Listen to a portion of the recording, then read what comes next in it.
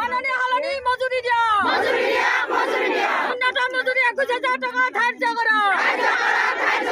সাধাৰণ ধৰ্মঘটৰ সকলো শ্ৰমিকে দলে দলে যোগ শ্ৰমিকৰ মূল্য দিব নোৱাৰা বিজেপি চৰকাৰ হাই হাই ইনকলাব জিন্দাবাদ সকলো শ্ৰমিকে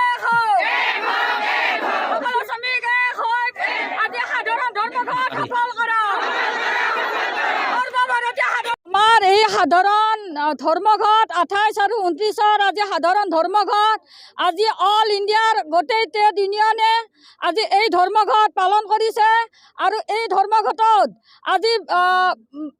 25টা সংগঠন আমাৰ ইয়াতে জড়িত আছে আৰু এই 25টা সংগঠনে আমাৰ যি আজি মূল্য বৃদ্ধি হৈছে আজি শ্ৰম আইন বাতিল কৰিব লাগে আজি আমাৰ যি আঁচনিভুক্ত কৰ্মচাৰীসকলক চৰকাৰী কৰ্মচাৰী হিচাপে স্বীকৃতি দিব লাগে আজি মাননীয় সলনি মজুৰি দিব লাগে আজি এইখন বিজেপি চৰকাৰে কি কৰি আছে আজি পুঁজিবাদী চৰকাৰ আজি পুঁজিবাদৰ কাৰণে চিন্তা কৰে এই বিজেপি চৰকাৰে কিন্তু আমি এই সৰু সৰু শ্ৰমিকৰ কথা তেখেতসকলে ভাবিবৰ সময় নাই সেইকাৰণে আমি ওলাই আহিবলৈ আজি বাধ্য হৈছোঁ আৰু আমাৰ দাবী আদায় কৰাৰ কাৰণে আমি প্ৰতিবাদ কৰিছোঁ আৰু সকলো শ্ৰমিককে আমি অনুৰোধ জনাইছোঁ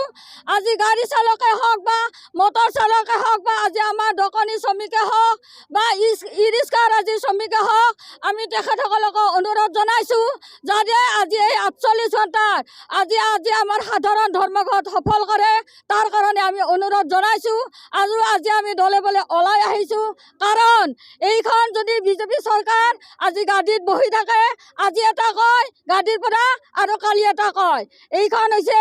আমাৰ মতে আমি সঁচাকৈ ক'ব লাগিব মিছলীয়া চৰকাৰ কাৰণ মিছলীয়া চৰকাৰ বুলি আজি এইকাৰণে ক'ব লগা হৈছে সেই অলপতে আমাক আজি পেঞ্চন এটা আমাৰ যি 60 বছৰ হ'লে একালি পেঞ্চন দিছিল পেঞ্চনৰ আজি বঙাইগাঁৱত কেবিনেটত তেখেত আমি পৰৱৰ্তী সময়ত আমাৰ এই আন্দোলন চলিছে আকৌ চলি থাকিব এই আন্দোলন কেতিয়াও বন্ধ নহয় বৰঞ্চ তীব্ৰতৰহে হ'ব এই আন্দোলন এয়ে আমাৰ চৰকাৰৰ ওচৰত আমাৰ অনুৰোধ নহয় আমি আবেদনো নহয় আমি তেখেতসকলক জনাইছোঁ আমাৰ দাবী আদায় দিয়ক অন্যথা আমাৰ এই আন্দোলন চলিছে চলিবই